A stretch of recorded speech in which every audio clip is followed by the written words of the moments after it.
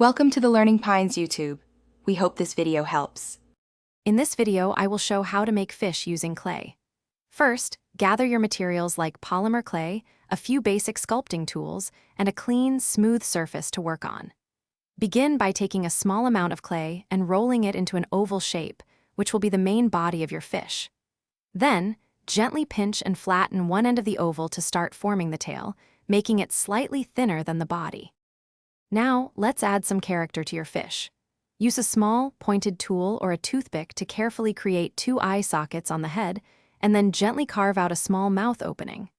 Next, flatten 2 small pieces of clay into teardrop shapes and attach them to each side of the fish body to create the fins. Finally, use a fine tool to lightly score the body, adding texture for scales and defining gill lines near the head. Before moving on to painting, it's crucial to properly cure your clay fish. Double-check that all the fins, eyes, and other details are firmly attached to the main body.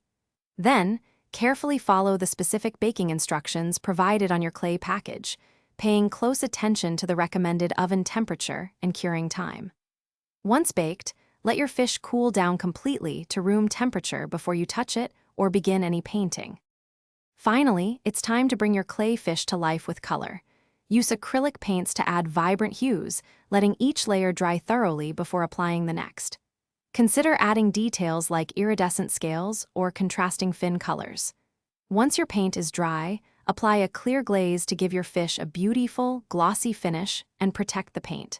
And hey, while you're making things look great, check the description for a link to Little Tree's black ice and other great deals to keep your car smelling fresh. Thanks for watching. Consider subscribing if we helped you.